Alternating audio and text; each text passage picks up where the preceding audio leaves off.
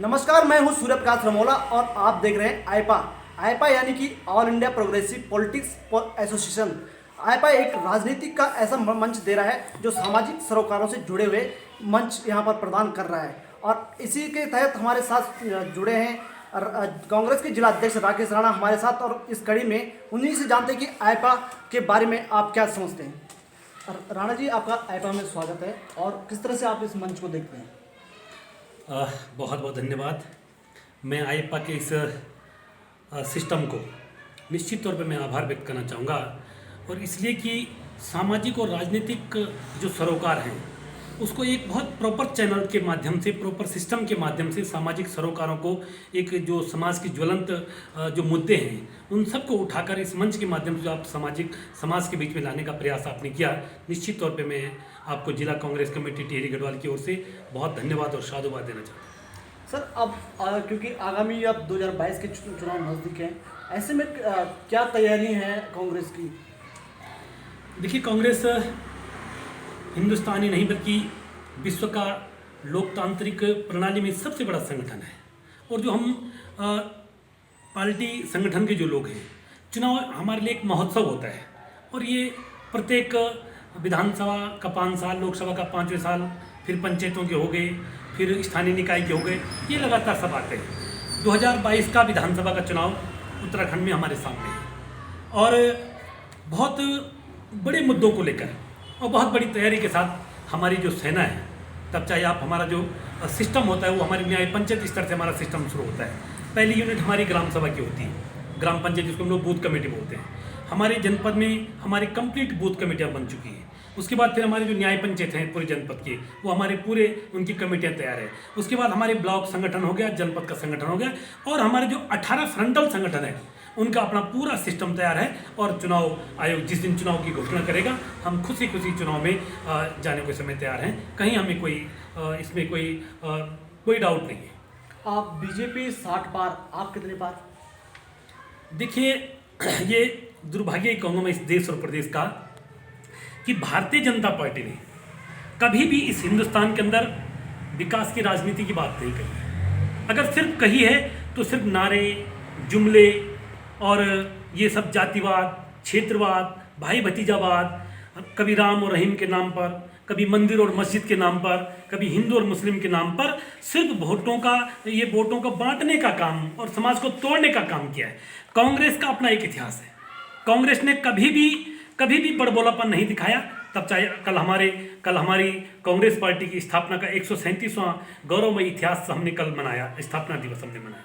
कल हमने भी कहा देश और दुनिया के लोगों से, अपने जनपद के लोगों से, कि कांग्रेस पार्टी कभी भी बहुत बड़े वादे नहीं करती है। कांग्रेस विकास की राजनीति करती है। हम विकास के मुद्दों पे जाएंगे, और निश्चित तौर पर मुझे ये भरोसा है कि जिस तरह 2017 में भारतीय जनता पार्टी ने तथाकथित डबल इंजन मानकर यहाँ के नौजवानों को, यहाँ की माताओं बहनों को, यहाँ के बुजुर्गों को और यहाँ के सर्व समाज को छलने का काम किया, ठगने का काम किया, उस हिसाब से जो मुझे लग रहा है, जो एक आशीर्वाद उत्तराखंड की महान जनता कांग्रेस को दे रही है, तो निश्चित तौर पर हम इस बार 60 पार कांग्रेस होगी, ये हमें विश्वास है। क्या मानते हैं सर, आपके पास कई चैलेंजिंग भी आगे चुनाव में। देखिए, राजनीतिक दृष्टिकोण हो या सामाजिक सरोकार में, चैलेंज होना कोई नई बात नहीं है, और चैलेंज होने भी चाहिए। चैलेंज है मेरे पास, खासकर टिहरी जनपद में हमारे पास चैलेंज है। ये आप ठीक कह रहे हैं कि 2017 में हमारा ये दुर्भाग्य रहा कि हम उत्तराखंड और टिहरी जनपद की महान जनता को समझा नहीं पाए या अपने काम को हम बता नहीं पाए। एक तो पहले हमारा ये माइनस पॉइंट रहा। दूसरा, जो सामने जो पार्टी है भारतीय जनता पार्टी, उनके जो ठग हैं, उन ठगों ने अपनी बात को इस तरीके से समाज में पेश किया कि लोगों को लगा कि अभी हमारे खाते में 15 लाख आने वाली है, अभी हमको जो है फ्री का गैस सिलेंडर मिलने वाला है, अभी हमारे बच्चों को 2 करोड़ बेरोजगार नौजवान को रोजगार मिलने वाला है। जबकि हुआ क्या, ढाक के 3 पार। हम तो आज भी आपके माध्यम से मैं आपको निश्चित तौर पे बधाई देना चाहूँगा कि आप अगर मेरी बात बहुत सही तरीके से सुनेंगे और इस अपने आईपा मंच के माध्यम से जन सरोकार में अगर ये बात पहुँचेगी, तो निश्चित तौर पे हमें भी अच्छा लगेगा। 2017 में भारतीय जनता पार्टी ने 3-4 बड़े वादे करे। पहला था, केंद्र की सरकार ने कहा कि भारत में, हिंदुस्तान में 2 करोड़ बेरोजगार नौजवानों को रोजगार देने की बात करें। उत्तराखंड चुनाव हुई, उत्तराखंड में आए और कहा कि हमें डबल इंजन दे दीजिए, हम प्रत्येक साल 2 लाख बेरोजगार नौजवानों को रोजगार देंगे। दूर दूर तक हमें आज दो नौजवान ऐसा नहीं मिलता है कि जिसके चेहरे पे कहीं हंसी और खुशी हो कि उसे कहीं रोजगार मिला। बल्कि क्या हुआ कि जो कांग्रेस सरकार ने प्रत्यक्ष और अप्रत्यक्ष रूप में जिन बेरोजगार नौजवानों को उनकी योग्यता के आधार पर रोजगार देने का काम किया, वो हताश और निराश है, उनसे उनका रोजगार छीनने का काम किया गया। ये भारतीय जनता पार्टी ने किया। मैं दूसरी बात पे आ जाता हूँ। उन्होंने कहा कि आप खाता खोलिए, प्रत्येक परिवार से खाता खुलवाया, प्रत्येक परिवार के प्रत्येक व्यक्ति से खाता खुलवाया। अगर एक परिवार में अगर 10 जने हैं तो 10 लोगों से खाता खुलवा दिया, उनसे 500 रुपये जमा करवाया, 1000 रुपये उन्हें जमा करवाया और कहा कि 15 लाख आपके खाते में आएंगे।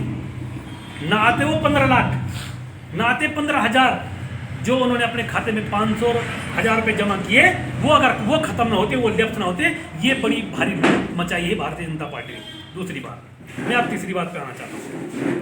आपको याद होगा जब 2014 से पहले यूपी की सरकार हिंदुस्तान में थी और यूपी की सरकार में 382 रुपये का गैस सिलेंडर था, तब भारतीय जनता पार्टी के जो नेता हैं वो सड़कों पर ऐसा तांडव मचाते थे, गले में आलू प्याज टमाटर की माला लेके, कि महंगाई हो गई, भ्रष्टाचार हो गया, अनिति हो गई।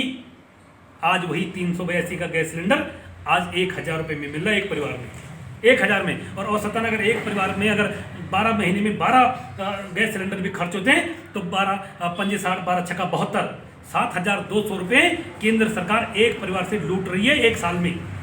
एक साल में। मैं तीसरी बात पर आता हूँ। हमको 2 साल हो गए कोविड-19 बीमारी को। हमने कोविड-19 बीमारी में कांग्रेस के लोगों ने जन जन के साथ हाथ बढ़ाने का काम किया। तब कांग्रेस जो भाजपा की सरकार थी ये कहीं कोमा में थी, ये कहीं दूर दूर तक नहीं दिख रही थी। और हमने उस समय लगातार मांग करी। हमने कहा कि इस जनपद का लगभग 65,000 बेरोजगार नौजवान जो देश के विभिन्न हिस्सों में, जो विभिन्न असंगठित क्षेत्रों में रोजगार करता था, काम करता है, वो घर में हताश और निराश है। हम लगातार मांग कर रहे कि पिछली सरकार जो हमारी कांग्रेस की सरकार थी उसके अनुसार जिस तरह उसने बेरोजगार नौजवानों को बेरोजगारी भत्ता दिया, उनकी योग्यता के आधार पर आज उनको बेरोजगारी भत्ता दिया जाना चाहिए था। ये बड़ा इश्यू हमने लगातार मांगा। क्या महंगाई के मुद्दे पर कांग्रेस जीतेगी? देखिए, महंगाई एक अकेला मुद्दा नहीं है, महंगाई तो जन जन का मुद्दा है। महंगाई तो आप खाने का जो तेल था, कांग्रेस की जब सरकार थी तो 60 और 70 रुपये लीटर और किलो मिलता था, आज वही तेल 250 और 300 रुपये किलो लीटर में मिल रहा है। डीजल और पेट्रोल के दाम आप देख लीजिए, मिट्टी का तेल तो लापता ही कहीं हो गया है। आप दैनिक खाद्यान्न वस्तुओं के दाम आप देख लीजिए, आप टमाटर प्याज के दाम आप देख लीजिए। गरीब आदमी की थाली से भारतीय जनता पार्टी ने सब कुछ चुराया है। गरीब आदमी का जीना मुश्किल हो रखा है और आज लोग हताश और निराश है। गरीब आदमी, राज्य सरकार ने अपने नुमाइंदों की तो तनख्वाह बढ़ा दी, लाखों रुपए कर दी, लेकिन इतनी होश नहीं आई उन माही के लालों को कि जो विधवा है, जो विकलांग है, जो वृद्धा है, जो लगभग 18 प्रकार की जो पेंशन कांग्रेस सरकार ने बनाई थी पिछली बार, वो 1200 से कम उसको 2000 किया जाए, ये हिम्मत नहीं पड़ी उनकी। तो भारतीय जनता पार्टी ने तो इस प्रदेश में छलने का काम किया। रही बात भ्रष्टाचार, क्या बात करें, भ्रष्टाचार, ये प्रदेश भ्रष्टाचार के दलदल में डूब रखा है। सिर्फ नारेबाजी से नहीं होगा, जुमले कहने से नहीं हो जाएगा कि जीरो टॉलरेंस करेंगे।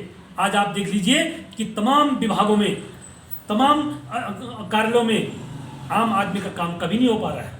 आम आदमी एक एक फाइल के लिए 10-10 चक्कर मार रहा है। आज भ्रष्टाचार इतने चरम पर है कि लोग परेशान हैं और लोग इंतजार कर रहे हैं कि कब 2022 आएगा, कब चुनाव का महोत्सव आएगा और भारतीय जनता पार्टी को हम मुंह, उनको जो है करारा तमाचा उनके मुंह पे मरेगा, ये आम जनता चाहती है।